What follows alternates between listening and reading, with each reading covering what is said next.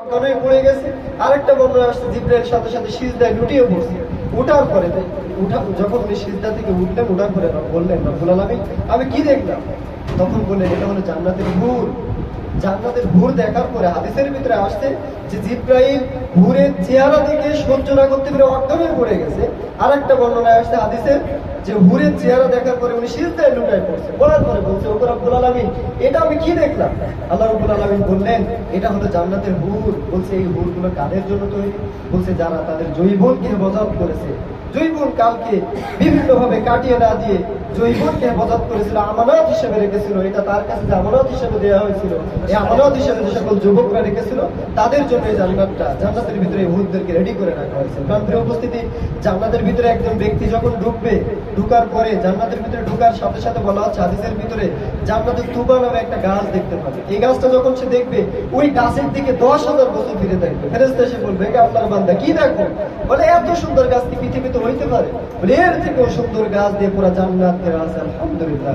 সম্মানিত উপস্থিতি, হাদিসের ভিতরে কোরআনের ভিতরে বলা হচ্ছে জান্নাতের দিকে যখন নিয়ে যাওয়া হবে ওয়াসিকাল্লাযীনা তাকাউ ইলা জান্নাতি যুমারা, বলছে জান্নাতের দিকে যখন নিয়ে যাবে তখন এরকম হাকিয়ে হাকিয়ে নিয়ে যাবে। আবার কোরআনের ভিতরে বলছে যে ওয়াসিকাল্লাযীনা কাফারু ইলা জাহান্নামা যুমারা, জাহান্নামের ভিতরে যখন নিয়ে যাবে তাদেরকেও হাকিয়ে হাকিয়ে নিয়ে যাওয়া হবে। এটা একটা এটা শুনলে কি অবাক হওয়ার বিষয় না? জাহান্নামের ভিতরে নিয়ে যাচ্ছে হাঁকায় হাঁকায়, আবার বলছে জান্নাতের ভিতরে নিয়ে যাবে কিভাবে? হাঁকিয়ে হাঁকিয়ে। আল্লামা দেলোয়ার হোসেন সাঈদী খুব সুন্দর করে উদাহরণ দিয়ে বলছে যে দীর্ঘদিন পরে একজন তার বন্ধুকে, দীর্ঘ 20 বছর পরে বন্ধুকে যখন পাইছে, পাওয়ার পরে বলছে ওগো বন্ধু তোমাকে দীর্ঘদিন পরে যখন পাইছে, আজকে যখন পাইছে তোমাকে আমি ছাড়বো না, একটা ছাড়বো না। আল্লামা দেলোয়ার হোসেন সাঈদী বলছে একটা ছাড়বো না। আরেকটা ছাড়বো না হলো পুলিশ দীর্ঘদিন ধরে একজন চোরকে, একজন ডাকাতকে খুঁজছে, আসামিকে খুঁজছে, খুঁজতে খুঁজতে খুঁজতে খুঁজতে যখন পেয়ে গেল পুলিশ, পাওয়ার পরে বলছে আজকে যখন তোমাকে পাইছি আর ছাড়বো না। তাহলে বন্ধুর ছাড়বো না আর পুলিশের ছাড়বো না কখনো কি এক হইতে পারে? দুইটা কি ভিন্ন না? দুইটা কিন্তু ভিন্ন। আরো অনেক এক্সাম্পল আছে, যেগুলো দিতে গেলে সময় নষ্ট হবে, যেহেতু সময় সংক্ষিপ্ত। তাহলে বলা হচ্ছে যে এবার ব্যাখ্যার ভিতরে ওখানে আসছে তাফসীরকারগণ বলছে জাহান্নামের ভিতরে যাইতে চাবে না, কারণ তর্জন গর্জন, এত তর্জন গর্জন হবে। জাহান্নাম সম্পর্কে বলা হচ্ছে ইউতা বিজাহান্নামা ইয়াউমা ইদিল্লাহ সাবুন আলফি জিমান মাকুল্লু জিমান সাবুন আলফি মালাকি। বলা হচ্ছে জাহান্নামকে যখন বিচারের ময়দানে টেনে নিয়ে আসা হবে, ওই জাহান্নামে থাকবে 70,000 লাগাম, এক একটা লাগামে থাকবে 70,000 করে ফেরেশতা। জাহান্নামকে ধরে রাখা যাবে না, তর্জন গর্জন, এত তর্জন গর্জন দিতে থাকবে। আল্লাহ রাসূল বলছেন ওই জাহান্নাম যখন তর্জন গর্জন দিতে থাকবে, আল্লাহ রাব্বুল আলামিন তখন বলবে একটা পানি নিয়ে আসতে বলবে ফেরেশতাদেরকে। ওই পানি নিয়ে জাহান্নামের দিকে যখন ছিটিয়ে দেবে, ওই জাহান্নাম একদম ঠান্ডা হয়ে যাবে, জাহান্নাম হুঙ্কার দিতে থাকবে। তখন বলা হচ্ছে এই পানিটা কিসের পানি? আল্লাহ রাসূল বলছেন এই পানিগুলো বান্দা যখন চোখের পানিগুলো ঝরায়, আল্লাহ তাআলার কাছে এই পানির মূল্য অনেক বেশি। আপনি আমি চোখের পানিগুলো ঝরাই, আপনি আমি চোখের পানি ঝরালে এর মূল্য কেউ দিতেও পারে আবার না দিতেও পারে, কিন্তু আল্লাহ রাব্বুল আলামিনের জন্য যে চোখের পানিগুলো আমরা ঝরাই, এই চোখের পানি মূল্য আল্লাহ রাব্বুল আলামিনের কাছে অনেক বেশি। এজন্য আল্লাহ রাব্বুল আলামিন বলে ও আমার ফেরেশতারা, আমার এই যে প্রিয় বান্দা, পেয়ারা বান্দা যখন চোখের পানি ঝরাচ্ছে, আমার জন্য চোখের পানি ঝরাচ্ছে। রাতের আধারে যখন সবাই ঘুমায় গেছে, তখন যাই নামাজে দাঁড়িয়ে আমার জন্য, আমার ভালোবাসার টানে, আমার পাওয়ার জন্য যে চোখের পানিগুলো ঝরাচ্ছে, এই চোখের পানির মূল্য আমার কাছে অনেক বেশি। এই চোখের পানি জমিনে পড়ার আগে এই চোখের পানিগুলো তোমরা হেফাজত করো। কাল কিয়ামতের ময়দানে যখন জাহান্নামকে ধরে রাখা যাবে না, জাহান্নাম যখন গর্জন দিতে থাকবে, তখন এই চোখের পানি দিয়ে ওই জাহান্নামকে ঠান্ডা করা হবে। প্রাণের উপস্থিতি, হাদিসের ভিতরে আছে জাহান্নামকে যখন এক জায়গায় নিয়ে আসবে, মানুষদেরকে এক জায়গায় নিয়ে আসা হবে, ফেরে যখন জিন জাতিকে এক জায়গায় নিয়ে আসবে, নিয়ে আসার পরে বিচারশালী সব কিছু কার্যক্রম যখন শেষ হয়ে যাবে, তখন এবার আল্লাহ তাআলা নির্দেশ দিবেন, তখন জাহান্নামীদেরকে যখন ওই জাহান্নামের ভিতরে টপ মেরে দেওয়া হবে। এরপরে আল্লাহ তাআলা জাহান্নামকে প্রশ্ন করবে ইয়াউমা ইয়াকুলু লি জাহান্নাম হালিম তালাত। জাহান্নামকে বলবে হে জাহান্নাম, তোমার ভিতরে যে মানুষগুলো দিছি, তুমি তো ক্ষুধার্ত, তুমি তো হুঙ্কার দিচ্ছ, তুমি তো চেঁচামেচি করছো। আমরা যেমন খাওয়ার জন্য চেঁচামেচি করে হুঙ্কার দেই, দীর্ঘ একদিন যদি না খাইতে পারে, সারাদিন পরে সামনে যা আসে তাই খেয়ে নেই, ঠিক তদ্রুপ ভাবে জাহান্নাম এরকম হুঙ্কার দেবে। ক্ষুধার্ত জাহান্নাম, ভয়ঙ্কর জাহান্নাম, অত্যন্ত ভয়ঙ্কর জাহান্নামে জাহান্নাম যখন হুঙ্কার দিতে থাকবে, আল্লাহ রাব্বুল আলামিন একের পর এক বান্দাদেরকে যখন টপটপ জাহান্নামের ভিতরে ছুঁড়ে ছুঁড়ে মেরে দেবে, দেওয়ার পর আল্লাহ তাআলা আবার জাহান্নামকে বলবে ইয়াউমা নাকুলু লি জাহান্নাম হালিম তালাত। হে জাহান্নাম, তোমার ভিতরে তো অনেক মানুষদেরকে দিলাম, তোমার উদার কি পূর্ণ হলো? জাহান্নাম তখন বলবে হাল মিন মাজিদ, আর কি কিছু আছে? যদি থাকে তাহলে রব্বুল আলামিন আমাকে দিন, আমি তো অনেক ক্ষুধার্ত।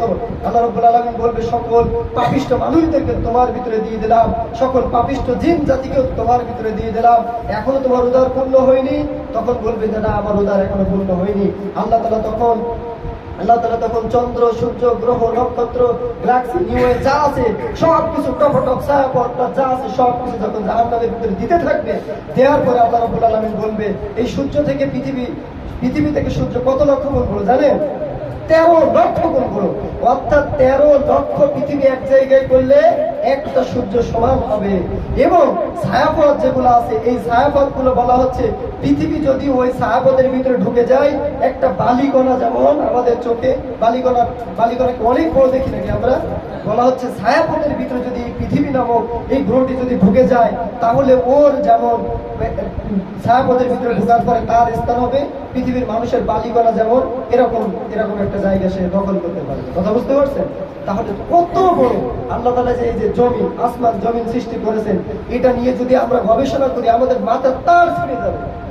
অবাক করার বিষয়।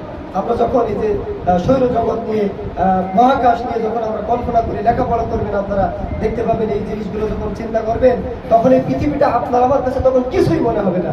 এই পৃথিবী যখন এরকম পৃথিবী 13 লক্ষ পৃথিবী এক জায়গায় করে একটা সূর্য হবে, তো এই সূর্য, গ্রহ, নক্ষত্র, চন্দ্র যা কিছু আছে সবটা হঠাৎ জাহান্নামের ভিতরে দেওয়ার পরে আল্লাহ তাআলা আবার তার কাছে শুনবে হাল মিন মাজিদ, তোর পেট কি বন্ধ হয়েছে? আবার সে বলবে যে ওয়াতাকুলু হাল মিন মাজিদ, হ্যাঁ আর কি কিছু আছে? থাকলে আমাকে দেন। তখন আল্লাহ তাআলা দেখবে জাহান্নাম যে হুঙ্কার দিতে থাকছে, চেঁচামেচি করতে থাকছে। আল্লাহ তাআলা তার হাদিসের ভিতরে আসছে কুদরতি পাটা জাহান্নামের ভিতরে দিয়ে দেবে।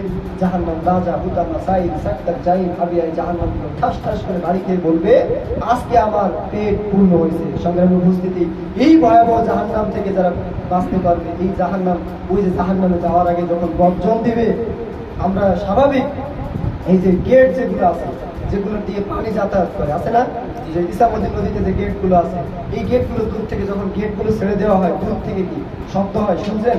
একসাথে যখন 5টা 7টা গেট খুলে দেয়, একসাথে যখন 5টা 7টা ডালা যখন তুলে দেয়, তখন দূর থেকে এমন তর্জন গর্জন দিতে থাকে, শুনে ভয় পেয়ে যাওয়া। তো বিষয় হচ্ছে এই জাহান্নাম এরকম তর্জন গর্জন দিতে থাকবে, আর জাহান্নামীরা ওই জাহান্নামের দিকে যাইতে থাকবে না, পেছন থেকে হাঁকানো হবে, ধাক্কাইতে জাহান্নামের ভিতরে ঢুকে যাবে। বোঝা গেছে?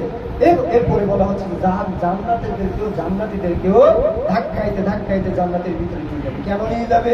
জান্নাতীরা যখন জান্নাতের দিকে যাইতে থাকবে, যাওয়ার পরে তারা কিছুদিন যেয়ে বসে পড়বে, এত সুন্দর জায়গা, জান্নাতের সামনে এটাই তো জান্নাত। ফেরেশতা বলবেন না, জান্নাত এখনো সামনে, আবার তুলে কিছু নিয়ে যে আবার বসে পড়বে, না জান্নাত এর থেকে সুন্দর জায়গা হতে পারবে। আরে মেয়ে, জান্নাত এখনো সামনে। আবার কিছু যাওয়ার পরে হাদিসের ভিতরে আসছে, আবার ওর গোটা কম্বল যা আছে তল্পা নিয়ে ওখানে টপ করে বসে পড়ে বলবে এর থেকেও সুন্দর জায়গা ভাই আর সামনে হইতে পারে না, এর থেকেও সুন্দর জায়গা সামনে থাকতে পারে না, এটাই হলো জান্নাত। না, এটা না জান্নাত, জান্নাত এখনো সামনে। অর্থাৎ বড় বড় অনুষ্ঠানগুলো যখন হয়, তখন এই অনুষ্ঠানে অনেক দূর থেকে কি করা হয়, ডেকোরেশন করা হয় না, গেট কি একটা হয়। এই যে নলতায় ওরস, এই এলাকায় একদা অঞ্চলে সব থেকে বড় মানে হয়, মাহফিল হয় সেখানে, তাই না, বড় শরীর যেটাই বলেন না কেন। তো সেখানে যখন এটা হয়, তখন গেট কি শুধু নলতায় থাকে? শুধু কি নলতা একটা থাকে? এদিকেও গেট থাকে না, বিভিন্ন জায়গায় গেট থাকে না?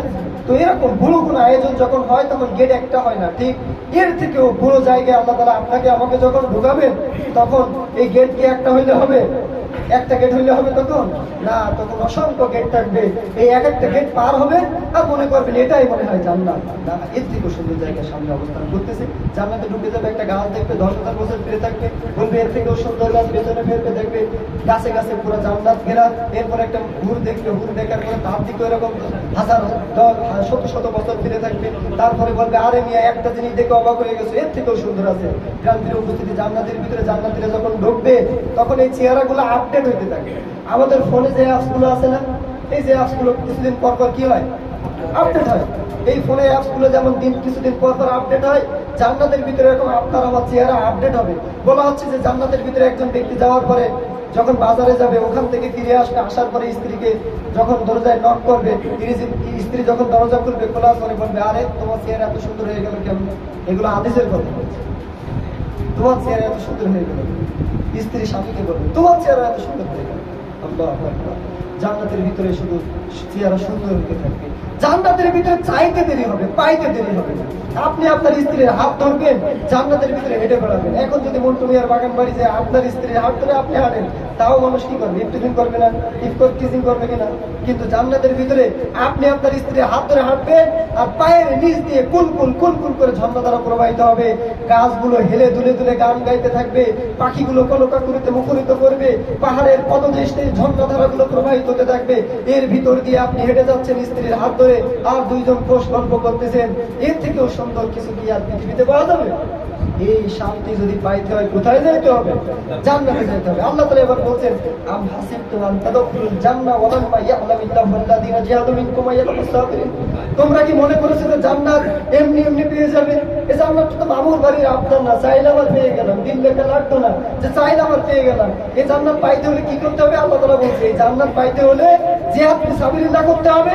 এই জিহাদ ফি সাবিলিল্লাহর পথে সময় দিতে দিতে আবার তোমাদের বিভিন্ন ভাবে দুঃখ কষ্ট বিপদ আপদের সম্মুখীন করা হবে।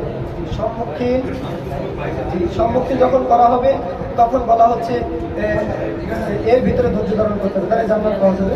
আল্লাহ তাআলা আমাদের সেই জান্নাত উপযোগী একজন মানুষ হিসেবে গড়ে ওঠার তৌফিক দান করুক। এবং আমরা আজকে যে এখানে বসছি মূলত ফিলিস্তিনিদের নিয়ে দোয়া করার জন্য। এখান থেকে দোয়া করার প্রতিবাদ করা ছাড়া তো আমাদের কোনো সুযোগ নেই। আজকে আমরা বিশাল বিক্ষোভ মিছিল করেই রওনা দিয়েছিলাম এখানে, আমার বাসার পাশে একটা ঝামেলা ছিল সেটা মিটানোর জন্য। এরপরে যাওয়ার পথে ইফতার মাহফিল হয়ে গেল আলহামদুলিল্লাহ। আমাদের গভর্নমেন্ট বয়েজ স্কুলের স্টুডেন্টদের নিয়ে হয়েছে, গভর্নমেন্ট বয়েজের মাঠে ইফতার মাহফিল চলতেছে, ওখানে যাওয়ার কথা ছিল। এখানে আসার ছিল না, তারপর কাকতালীয় আলহামদুলিল্লাহ আল্লাহ তাআলা কবুল করছে বলে চলে আসলাম। যাই হোক, আমরা ফিলিস্তিন